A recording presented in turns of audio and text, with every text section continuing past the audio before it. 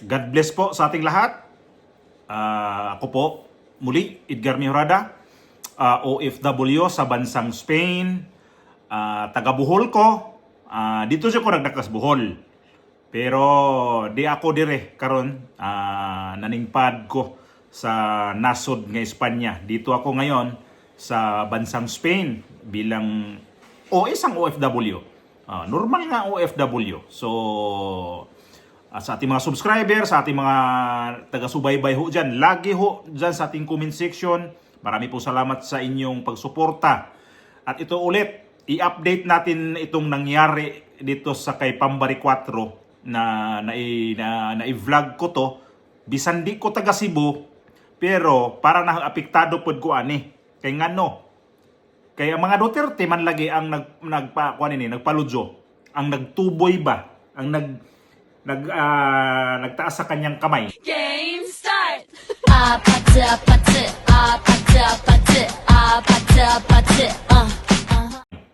So apektado ko sabi ko nga na subaybayan ko kasi to. Ito si Pambari 4 na ito yung inendorso ni dating Pangulong Duterte at saka itong si VP Sara. Sabi ko nga to grabe tong buntot-buntot ni VP Sara pag pumunta si VP Sara sa Cebu noong last year, yung nakaraang taon lang. Grabing buntot nito. Pero ngayon, ito na ngayon ulit itong si Sir Philip na isang vlogger na Cebuano. Grabe pala ang mga sama ng loob sa mga taga Cebu ni Pambari 4 ngayon nananalo na. So masabi ko lang dito na wala talaga siya palang utang na loob din sa kanyang mga supporter. Ayan yung mga sinasabi ni Sir Philip. Okay, akong nakita ba ang inyong mga komento dito sa ako ang vlog, kaning mga bag-o na akong vlog ron. So kada to ni aging usang adlaw, gahapon, karon. Nakita gyud nako inyong mga kasagmuyok ug nabati nako na inyong mga sentimento sa paglantaw sa aksyon o buhat ni Gopam dire sa mga Subuanon. Ani na lang atong hupayon ang mga dughan ninyo ba nga mga nasagmuyo. Ako man sad, ako mo angkon ko ana. Siguro walang siguro kabalansi or walang siguro kahunna si Gopam ug unsay angay niyang buhaton, no? Mura ba galibog siya ba nga ari ba siya mo panic speakers, mubarog ba siya sa nag-endorso niya o magsunod-sunod ba siya aning bangag nga presidente? Tanaw ko mura galibog lang siya. Pero maura ni ako mga boss, mga idol. Kasabot ko sa inyong gibate, no? Ang ako ara kung mangayo og dispensa pasaylo mo recognize si Gopam sa mga nagtuboy niya, naghago para niya nga kinitanan ako ra ning gibuhat sa akong pagtuo nga mao ni dapat na kong buhaton without knowing nga nakapasakit na dai ko ninyo, without knowing na murad nasagmuyo mo sa ako ang mga lihok, no?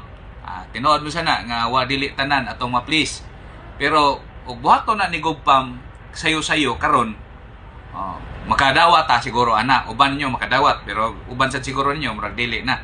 Pero kung buhaton na ni Gopam ang pangay dispensa siguro or di kaya di mangyud gani siya mga dispensa, magpakita na siya og lihok nga leaning to VP Sara.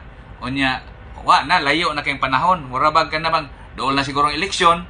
Ana na magpakita na siya nga Duterte siya, DDS na siya, dili na siya colorless. Ana ba magpakita siya nya dool-dool las eleksyon, murag di na sad madawat, no?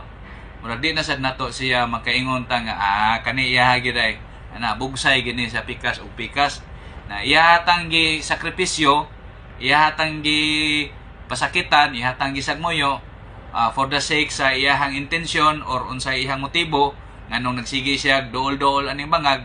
Unya mo pakita na siya ron og pagdapig unya pohon dire nato, pero wa na dool-dool na sa eleksyon, dool-dool ng mga presidente sa VP Sara. Murag di na maayo, no?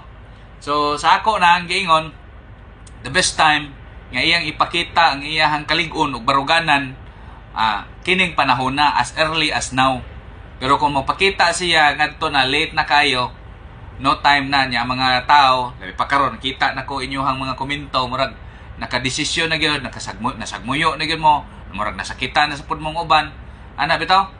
Makahinumdom gud ko atong mga panahon ba nga katong proclamation niya nya nakakita bujud ko nga diha mo ko sa Kapitolyo nga kato bitaw mga ordinaryong mga tao giabog nga ambot kay bawa ba kasi ani giabog dito sulod nya kator ba gyud ni mga nanaod og tarpaulin mga nagbaktas gyud. Nakakita ko nga gawas mo diha kay para ranas mga dagkong tae. Ay taloya bitaw ako ko diha mo ko gawas pod so mo jud ko kanang maglibog na sila nagduso ng mga tao insert din ko pero katong yung mga tao nga katong mga tao lumito to sa norte south uban nga dito taon kay nangyawa taon malipay pod nga magka witness sa iyang proklamasyon pero pag taon gipag-abot nakasakit. Ang sakit nga naman talaga yung mga kwento niya, although Bisaya, sa mga Tagalog na hindi nyo naintindihan. So, ganito, ano ko lang sa yung mga sinasabi niya, no? Yung maalala ko ng mga sinasabi niya. Noong, inantay nila ngayon kung maghingi ba ng suri si Pambari 4, pero hindi nila narinig nila ngayon dahil tikom pa rin ang bibig ni Pambari 4, yung kampo niya. Pinagbigyan siya. Baka sakali lang na nakarating na sa kanya itong mga sagmuyo. Ibig sabihin ng sagmuyo, yung sama ng loob na itong taga-suporta ni Pambari 4, inantay nila kung magsuri si Pambari 4. Pero mainit ho ito sa social media, hindi ho nagsuri itong gobernadora sa Cebu. Ano to siya? Ang akala kasi nito mga politician ngayon, ito si Pambari 4 kabago-bago nito, no? Dapat kasi ito siya. Makiramdam siya kung sino talaga nagbit-bit niya dyan sa Kapitolyo ng Cebu.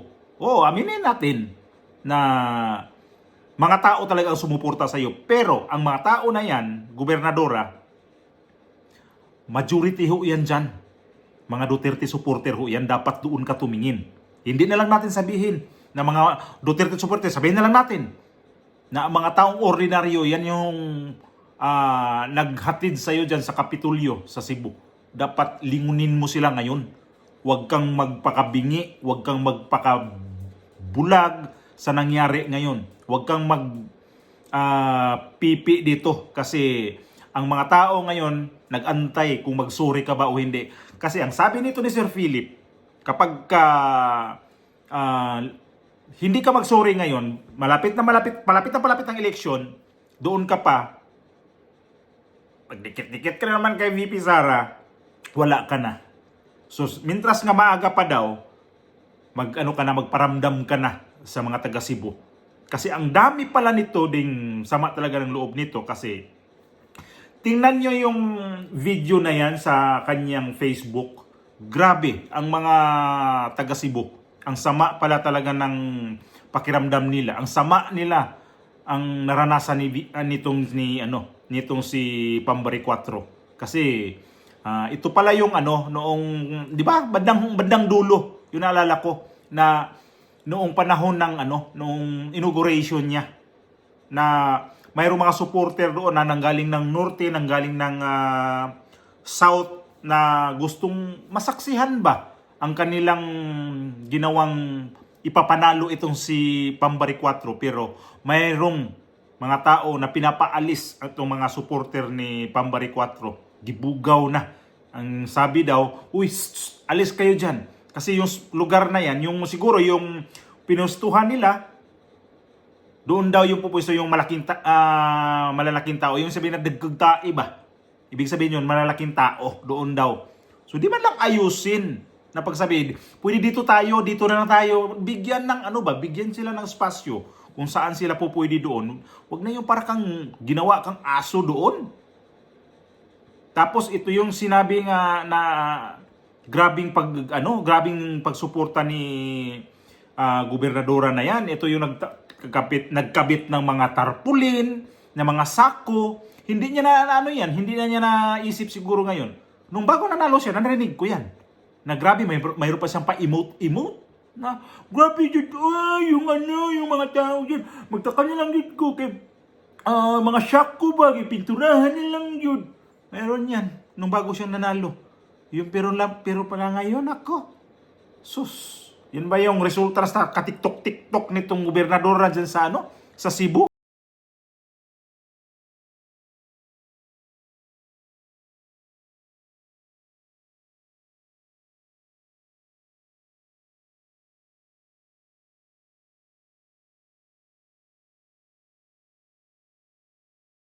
Ni Gwen Garcia. Puro TikTok ang inabot. Ayun. Ang mga constituent pala pinapabayaan. At meron pa akong isang ano nito may nakita akong komentaryo nito sa isang video ni Sir Philip na meron pala daw itong mga quarry ba sa Cebu na hindi daw pinapansin nito ni Pambari 4. Ibahin na lang natin to pag sa topic. Kasi nga na-comment kasi yan doon sa isang video na yung quarry daw wala daw action itong si Pambari 4 dyan sa mga quarry sa Cebu. Ano to, kakilala niya ang nagko-quarry dyan? Bawal ho yan sa mga ganyan. Kung walang mga permit, kumpletong permit, bawal ho yan ang magko-quarry ka dyan. Labag ho sa batas yan. Kung hindi kumpleto yan na galing sa DNR yung mga dokumento, dapat sapat hong dokumento ang ano dyan. So ibahin na lang natin yan. Dito natin ngayon i-focus itong hindi nagsorry itong si Pambari 4 dito sa mga tao dyan sa Cebu ngayon. Gusto nilang lumabas si Pambari 4. Ano ba talaga ang plano mo? Ito ba yung kabayaran na didikit ka kay Bangag daw? Bangag kay Bongbong Marcos. Alam nyo naman, galit na galit itong taga Cebu kay Bongbong Marcos. Alam natin yan. Kaya nga hindi nanalo halos itong alyansa dyan sa Cebu. Dahil galit na galit itong mga taga Cebu noong time na yon na kinidnap si Tatay Digong. At hindi niya naisip yun na kaya siya nanalo dahil galit itong mga taga Cebu kay Bongbong Marcos. Ngayon, ang galit ng mga taga Cebu na kay Pambari 4 na. Sinusuka na ho si Pambari 4 dito. Kung hindi to siya pakita ng sinseridad, sincero dyan sa paghingi ng sorry dyan sa mga taga Cebu. Buong probinsya ng Cebu, Pam, manghingi ka ng sorry kasi grabe na ang sama ng loob. Galit na ang mga tao. Tingnan nyo, hanapin nyo yung si Sir Philip Morales Gabiano ba yun? Basta hanapin nyo sa Facebook ang kanyang tingnan nyo ang kanyang mga video. Yung mga nagko-comment doon, galit talaga. Although yung nakaraan kong vlog, galit din ang iba doon. Sabagay, may iba din doon. Na pinagbintangan pa ako, kumita daw ako doon. Ano kumita? Nagre-react lang ako dito kasi ako ay isang pro Duterte. Nakikita ko itong gobernador dyan sa Cebu kung gaano siya kasuportado sa mga Duterte. Pero ngayon, wala pang isang taon, siya na mismo ang tumalikod sa mga Duterte. Kung hindi niya to agapan, ay hindi ito mananalo sa 2028. Kung talagang tumanaw tayo ng utang na loob, balikan natin yung sino yung sumuporta sa atin. Yun ang ibig sabihin ni Sir Philip. Balikan natin. Hindi lang sa mga tao na yung nagpapanalo sa iyo, yung tao mismo na ikaw yung sinabihan na ikaw yung magiging kandidato ko kapag mag-eleksyon ngayong 2025. So hindi na tumana ni Pambari 4 ang kanyang pangako din dito sa mga Duterte. Akala ko ba to siya? Die hard sa mga Duterte, pero nanalo na, ginamit lang talaga ang mga Duterte. Naghudas talaga. Grabe, no? Si Gwen Garcia dati, ganun din ang ginawa sa mga Duterte. Tinalikuran din niya. Ngayon, ulit na naman itong gobernadora na to, na tinalikuran, naghudas nga. Sinuka ang mga Duterte ni Pambari 4, pero si Pambari 4 sinuka rin sa mga tao sa Cebu. Ngayon, kung hindi ka mahingi ng sorry, di ikaw ang magiging sorry din sa 2028. Mahirap yan kasi yung vice governor nito hindi sila kasundo. Tapos ngayon, mga taong bayan sa Cebu, probinsya sa Cebu, hindi na rin siya gusto kasi sa kanyang ugali na sobrang balingbing. May 2028 nag-aantay sa iyo, gobernadora. Kung hindi mo agapan itong problema ngayon, yari ka. So ako ulit, sa 2028 election, susuportahan ko po si VP Sara sa kanyang kandidatura pagka-presidente. DDS ba tayong lahat dito? Ito para sa atin lahat.